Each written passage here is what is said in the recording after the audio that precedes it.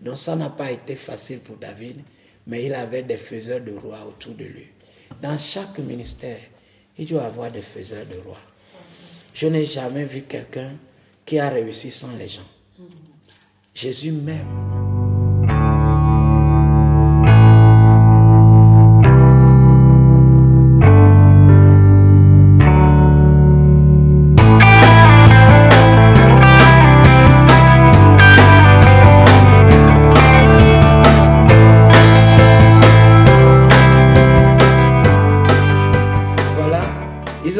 Le chef a demandé au voleur d'appeler son mouton maintenant par son nom.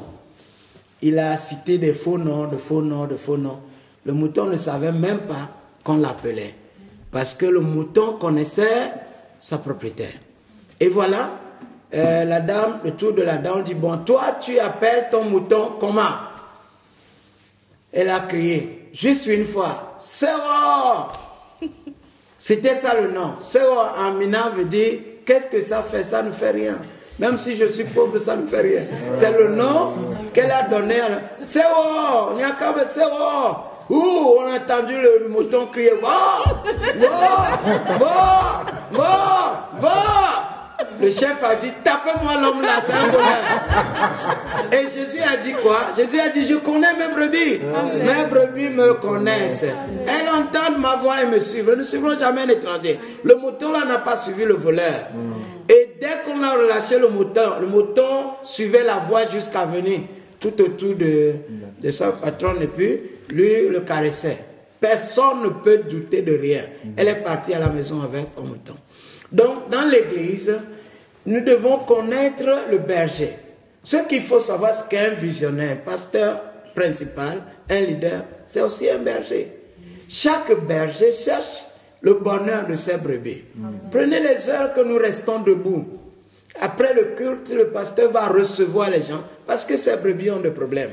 Et à la fin, d'autres sèment le désordre. Non, ce n'est pas bon.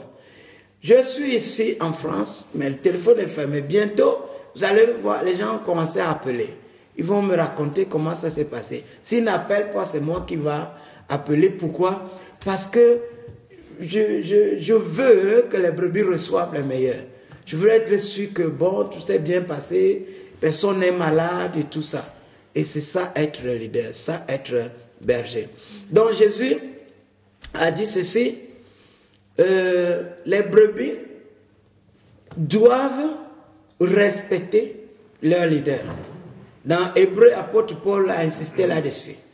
Il dit, ayez de respect pour ceux qui vous conduisent, car ils doivent rendre compte de votre vie.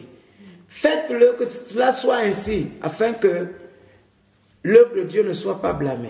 Parce que quand tu fais, dirait le peuple de Dieu, on sait que à la fin, c'est toi qui es à la tête. C'est comme tu n'as pas de compte à rendre à personne, faux. Le jour où tu dérailles, tu vas te rendre compte que Dieu va commencer à te sanctionner. Rien ne va plus marcher. Mais quand il y a la paix et la stabilité, les gens s'ajoutent, l'argent rentre, on veut faire un poteau, on arrive à faire, on veut louer une plus grande salle, on veut faire venir les orateurs pour organiser des conférences, pour bénir la vie, on le fait. Ça veut dire que Dieu soutient ce qu'il fait. Et c'est ce qu'il faut craindre. Donc il faut le respecter. Dans l'Ancien Testament, la Bible dit que quand Moïse rentre dans la tente d'assignation, le peuple se levait. Ce n'est pas charnel. Chez les catholiques, là où nous venons, tous nous connaissons. Même tousser, tu vas penser que c'est un péché. Il y a le calme, il y a le respect. Mais pourquoi chez nous, il y a le désordre comme ça? Les gens méprisent leur papa. Parce que peut-être tu n'habites pas dans une grande maison. Ou bien l'église n'est pas grande, non. Jésus n'a pas dit là où vous avez des milliards de personnes, je serai là. Il a dit là où 2 ou 3 sont assemblés à mon nom. L'église commence par 2 ou 3 personnes. Et d'abord lui et sa famille, ensuite vous. C'est beaucoup. Nous avons besoin d'avoir le respect et avoir la manière propre de ces hommes-là, de comment ils font les choses. Si cela se fait ainsi, il y aura la paix. Et tout ce que nous-mêmes nous faisons, l'onction de la maison va nous accompagner. Quand nous prenons le cas d'Élie et Élisée, Élisée a suivi son maître, il connaissait très bien Élie. Mais Élie, en partant, n'avait pas voulu vraiment le bénir. Chaque fois, il dit reste ici. Le jour qu'on devait l'enlever. Il dit tu restes à Gilgal et Dieu m'envoie à Bethel. Or, c'était faux. Il partait, le monsieur n'allait plus le voir. Lui aussi, avec le respect, mais avec fermeté, il disait, ton âme est vivante et l'Éternel est vivant. Je ne resterai pas ici, je dois aller avec toi. Je suis ton serviteur, je dois te suivre. C'est moi qui tiens le sac. Là, il partait. Arrivé à Bethel, il dit, je te prie, reste ici. Lisée disait, non. Ton pied, mon pied. À Bethel, là, dit, Dieu m'envoie à Jéricho. À Jéricho, ton pied, mon pied. L'Éternel m'envoie au Jourdain. Ton pied, mon pied. Il a suivi jusqu'au bout. Il y a des pasteurs, des diacres et tout, pendant que le leader est encore là, ils prennent leur voiture pour partir.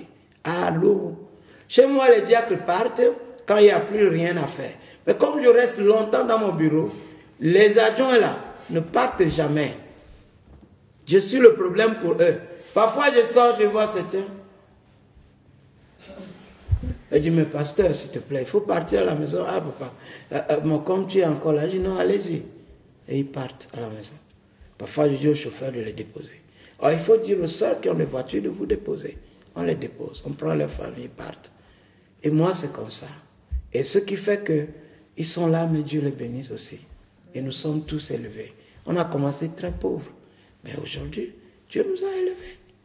Quand on veut parler d'affaires des églises, on m'invite aussi. Même chez le président de la République. J'ai compris que non, l'arbre que j'ai planté a porté du fruit. Et tous ceux qui ont marché avec mon esprit, qui me respectent, ils sont élevés.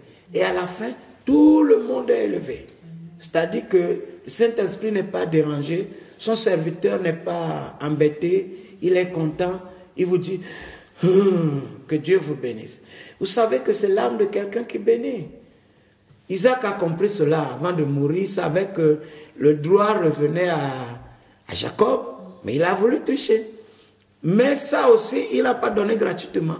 Il n'y a pas la bénédiction gratuite. Il a dit, va chercher le gibier, tu me prépares le mets que j'aime bien, je vais manger et mon âme va te bénir. Personne ne peut l'avoir cadeau.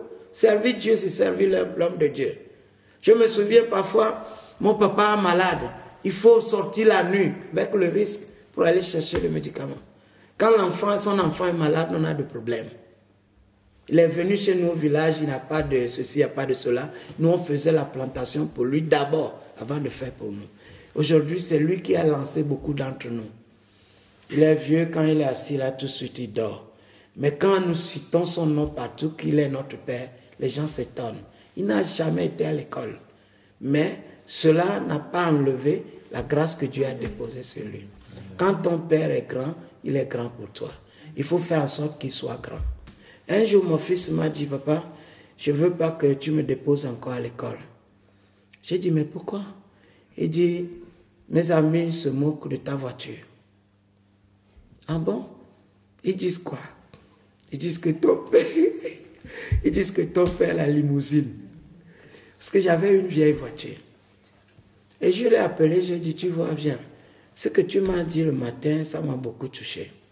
Et tu sais, c'est vrai, papa n'a pas beaucoup d'argent. Mais il t'a envoyé apprendre parmi les enfants des Blancs, les enfants des ministres. Eux, ils payent facilement.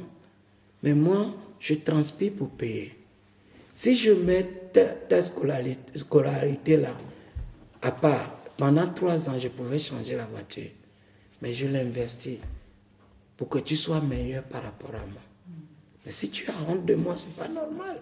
Parce que c'est à cause de toi, justement, que je roule encore vieille voiture. Et il a commencé à pleurer. Pourquoi? Parce qu'il suivait le vent, sans trop réfléchir. J'ai dit, pourquoi tu pleures? Il dit, je comprends maintenant que c'est à cause de moi que tu souffres. J'ai dit, oui, c'est normal. Un père doit souffrir pour son enfant, pour que son enfant devienne meilleur dans l'avenir. Parce que si on ne se prépare pas pour le lendemain meilleur ne viendra jamais. Moi, j'ai de lacunes, mais pour moi, c'est trop tard. Mais pour toi, tu dois avoir le meilleur. C'est pourquoi il y a les collèges, les lycées de $10 par mois. Mais je t'ai mis là, c'est beaucoup d'argent. Je fais tout pour que il a toute une valise là. J'ai acheté tout pour la rentrée. Des tenues, le pasteur m'a amené, on a acheté les meilleures qualités.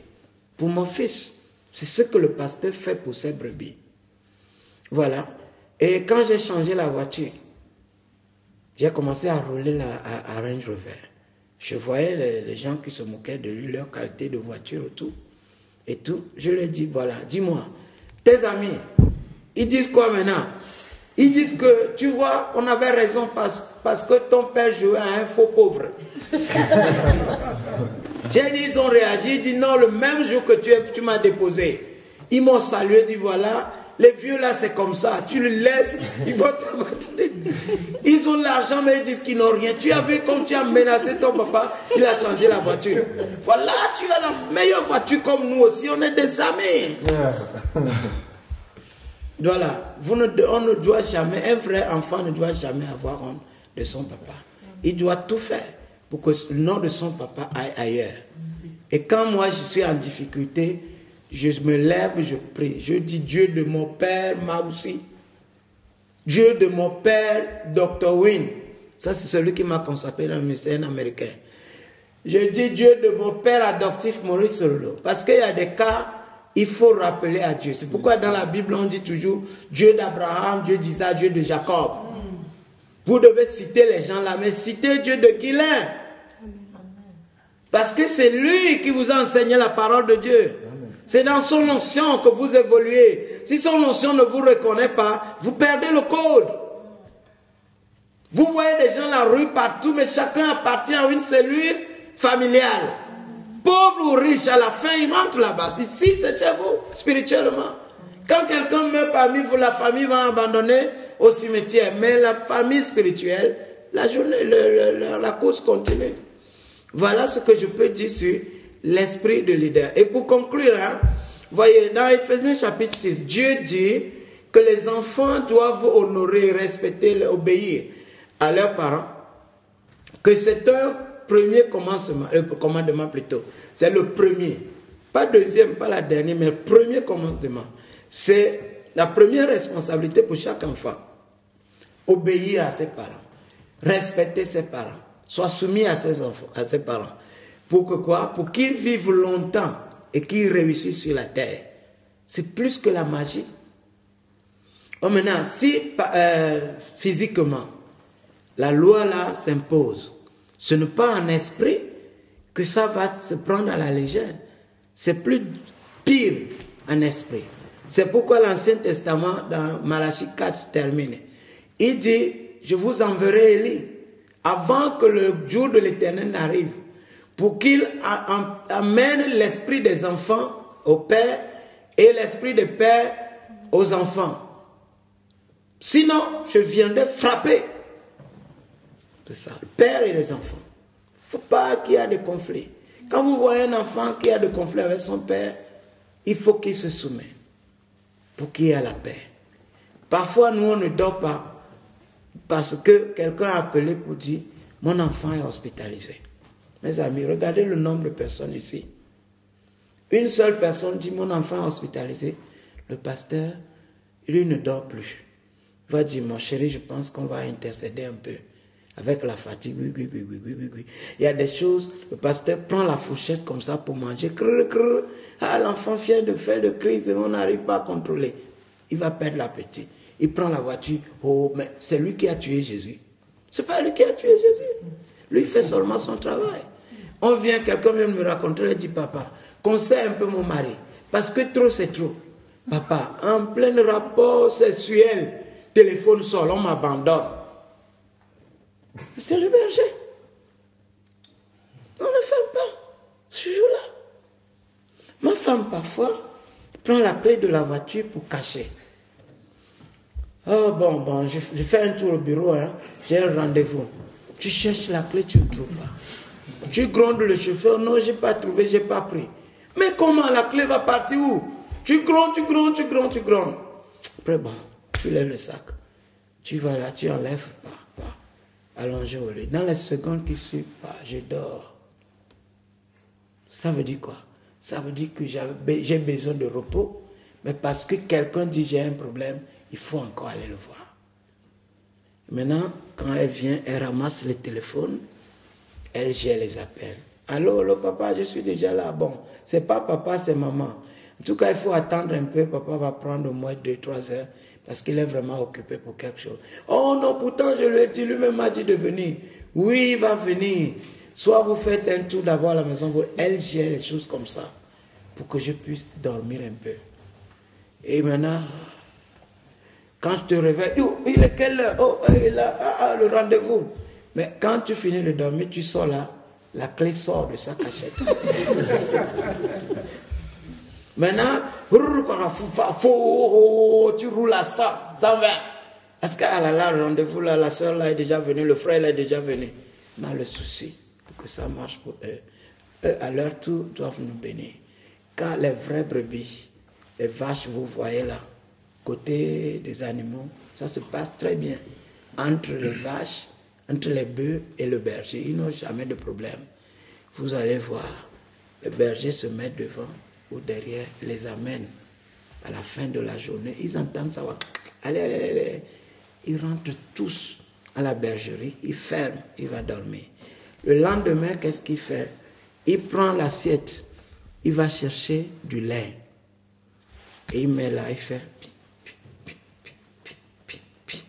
La vache ne se fâche pas.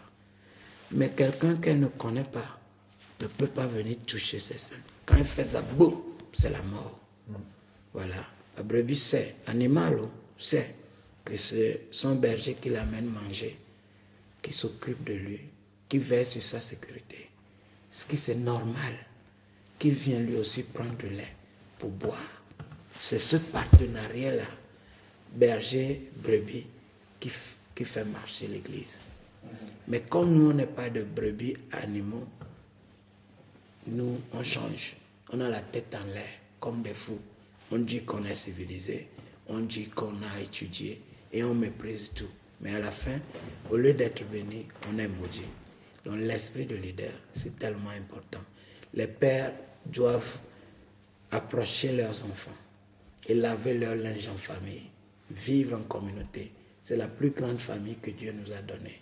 Nous devons vraiment veiller. L'Église est très forte. L'Église n'est pas faible, même s'il y a moins de gens. Parce que ce que vous liez sur la terre, la Bible dit que Dieu lie cela au ciel.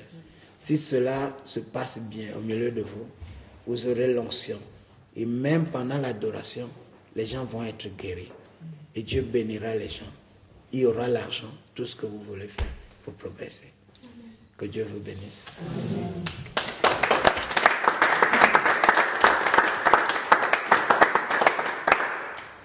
Merci beaucoup, pasteur. Est-ce que vous pouvez, dans un dernier temps, nous parler de ce que vous appelez les faiseurs de rois?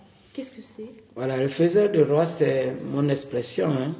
Parce que j'ai lu un peu dans le ministère de... Bon, je dis ministère, David était aussi un roi, mais il était comme aussi ministre de Dieu, puisque nous lisons ses écrits aujourd'hui. Quand Dieu a oint David, Saül était encore au pouvoir. Nous connaissons très bien l'histoire. Et c'est au champ de bataille, dirigé par Saül et l'armée, que David a tué Goliath. Ce jour-là, les gens ont chanté son nom. C'était la manière pour Dieu de commencer à élever David. Saül savait qu'il allait être le roi. Maintenant, il a décidé de le tuer. Parce que lui était déjà égaré, il s'en foutait de ce qu'il faisait. Mais, il y avait aussi les gens. Ceux-là, je les appelle les faiseurs de rois. C'était qui?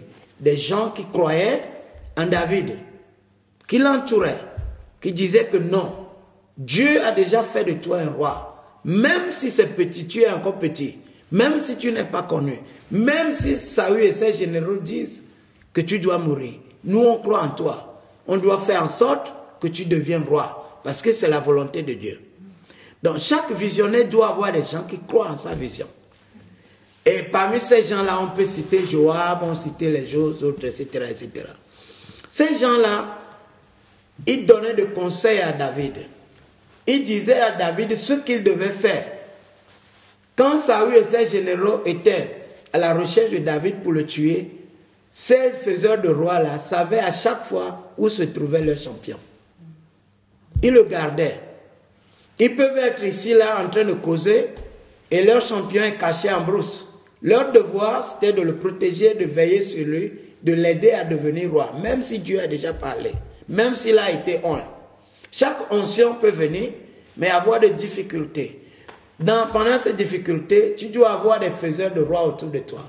Les gens qui croient en toi, les gens qui ne doivent pas avoir honte de toi, les gens qui doivent être prêts à prendre le risque pour toi. Par exemple, David avait dit un jour, « Oh, j'ai envie de boire l'eau de puits de Bethléem, là où il est né. » Ces gens se sont regardés. Ils ont dit, mais l'eau du puits de Bethléem, c'est difficile, mais on peut l'avoir. Ils ont dit, non, on va risquer. Ils risquaient quoi? Parce que le camp des généraux de Saül était là. Ils devaient traverser là-bas avant d'arriver à Bethléem. Mais ces gens ont pris le risque. Ils se sont cachés. Notre champion a besoin de boire de l'eau du puits de Bethléem. Nous devons aller. L'Éternel est vivant. Il va nous protéger. Or, ça suffisait que les gens là le voient et puis ils les tuent. Mais ils ont pris le risque, ils sont allés. Ils ont pris de l'eau. Ils ont traversé encore. Et on est presque là. Alors avançons, doucement, doucement. Qu'ils ne nous voient pas. Ils sont arrivés, ils ont dit, champion, vive le roi, viens prendre l'eau du puits de Bethléem. Et vous avez fait comment? Il dit, nous sommes allés. Dieu nous a protégés. Vous avez traversé le territoire des gens là? Oui, parce que c'est important. Il faut que tu aies ce que tu veux. Nous, on est là pour ça. N'aie pas peur pour nous.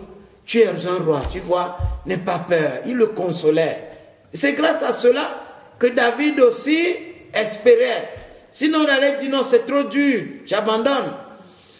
Il a pris de l'eau là, au lieu de boire, il a versé par terre.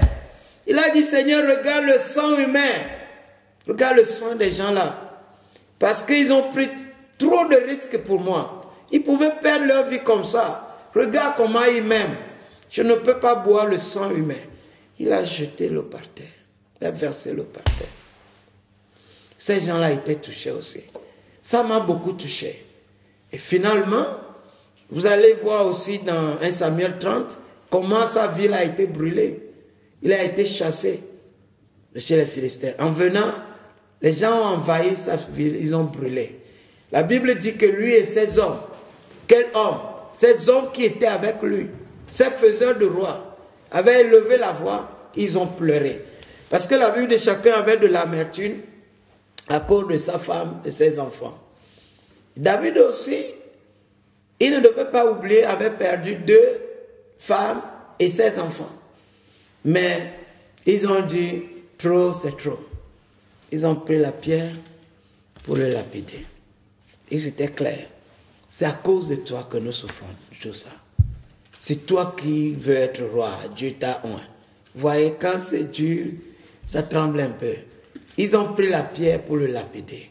Mais la Bible dit, David a pris courage en s'appuyant sur l'Éternel, son Dieu. Il a demandé à l'Éternel, je les poursuis, est-ce que je peux les atteindre? Dieu a dit, poursuis-les. Je ne sais pas pourquoi il a laissé les gens piller la ville, brûler, incendier la ville. Ensuite, il dit à David de le poursuivre. Dans chaque vision, Dieu va toujours parfois éloigner ce que vous cherchez. Il va vous dire, allez, qu'il est court. Il y a des gens autour de toi, allez, poursuivez, vous allez la voir. Quand vous arrivez, il tire encore un peu. Tout ça là pour former les gens du ministère, pour les plus grandes batailles. Personne ne peut être champion sans combattre l'échec, sans combattre le mépris, sans combattre, je ne sais pas, la faiblesse avant de devenir champion. C'est pourquoi les champions sont rares. Parce que tout le monde n'est pas prêt à payer le prix pour être champion. David et ses hommes, il dit, allez, laissez la pleure et tout ça là, poursuivant ces hommes. Il y en a qui sont allés. Et en route, ils ont abandonné, ils dit non, on ne continue plus. Il est allé jusqu'à les attaquer. Ils ont tout récupéré. Sauf, ils ont tué les gens, sauf la Bible dit, sauf quelques jeunes gens qui sont montés sur leurs chevaux et partis. Donc ça n'a pas été facile pour David, mais il avait des faiseurs de roi autour de lui. Dans chaque ministère, il doit avoir des faiseurs de roi. Je n'ai jamais vu quelqu'un qui a réussi sans les gens. Jésus même, non. Il mangeait chez les riches. Vous ne le verrez jamais aller chez un pauvre. C'est scandaleux. Il mangeait chez les gens. Il a dit à Zachée, un publicain, un officier de la mairie qui trichait les gens. Il dit, descends. Les gens le critiquent, il le salue, rentrez ici aujourd'hui. Vous lisez Luc chapitre 8, à partir de verset 1. La Bible dit que Jésus allait de ville en ville, de village en village. Les 12 étaient avec lui, mais aussi il était entouré de femmes qui étaient guéries ou bénéficiaient de son ministère, qui l'accompagnaient partout pour l'assister de leurs biens. Quand vous lisez Jean 4, on vous dira que Jésus était à côté du puits, mais ses disciples étaient partis en ville pour acheter la nourriture. Qui dit acheter parle de l'argent. Voilà, Judas tenait la bourse, il volait l'argent dedans, mais il avait toujours de l'argent. Donc, dans chaque ministère, il doit y avoir des gens. Ah, je vais acheter des caméras pour faire des plateaux. Dès que c'est sorti, les gens doivent s'organiser. Bon, allons lui demander quel genre de caméra il veut encore. Caméra là, ah, on va acheter, mais on risque d'acheter un truc qui n'est pas bien. Allons lui demander. Ah, allez à tel endroit, ça s'appelle Canon, ça doit être comme ça, comme ça. Les gens doivent, s'ils ne peuvent pas le faire individuellement, s'associer pour faire. C'est ce que l'homme de Dieu veut faire. Si les gens peuvent exposer leur vie pour donner de l'eau, nous pouvons aussi le faire. Jésus avait ses partenaires. Paul avait un certain Aquila, Priscille et Aquila. Élie avait la veuve de Sarepta. Quand il n'avait plus rien à manger, Dieu l'a envoyé là-bas. Qu'il a pris, qu'il a gardé. Et à cause de sa présence, la petite quantité de farine était toujours là. Élisée avait la femme sunamite. La Bible dit, il passait là pour manger. Comme la femme le recevait tout le temps, il passait là. Quand il arrive, ok, Coco, bon, c'est le prophète, hein, je suis là. Ok, on lui donne à manger, on fait le lit, il dort. Il se levait et continuait. Jusqu'à ce que cette dame a dit, ah, faisons une chambre au sous-sol. Non. Où? Une en haut. Vous savez ce que ça prend pour construire un étage?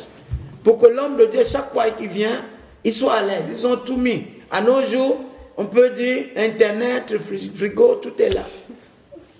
Et finalement, c'est Élisée qui a dit à Géasi, son serviteur du maire, on nous reçoit bien comme ça, mais qu'est-ce que nous on peut faire? Hé, maman, viens. Tu veux que je te recommande au président? La femme dit, non, moi je vis au milieu de mon peuple. C'est-à-dire que je suis bien, je ne suis pas pauvre. C'est Géasi qui a dit, patron, tu ne vois pas qu'elle est seule, ils n'ont pas d'enfant. Aucun montant d'argent ne peut acheter un humain. Élisée a dit, bon, tu vas avoir l'enfant. Et elle a eu l'enfant. Et vous savez, elle n'a pas coupé avec Élisée. Et le jour que l'enfant est décédé, l'onction qui a amené l'enfant était encore là. Amen. Elle est allée à la recherche. Élisée est venu, l'enfant s'est levé. Parfois, les gens, après être bénis, quittent. Quand ils quittent, qu'est-ce qui se passe? L'onction qui a commencé le travail disparaît. Ensuite, ils se retrouvent dans les plus grandes difficultés. Donc, les faiseurs de rois, c'est les têtes qui entourent le visionnaire et qui exposent leur vie pour que la vision de leur champion se réalise. J'ai fait ça pour beaucoup des hommes de Dieu. Et aujourd'hui, il y a des gens qui le font pour moi. Et je leur dis même pas merci. Ce que je dis, c'est que Dieu vous bénisse. Parce que je sais que je dis quelque chose ou pas, Dieu finira par le bénir. Personne ne peut semer sans récolter. La loi de la semence et de récolte est toujours en vigueur. Ce que l'on aura semé et ce qu'il récoltera.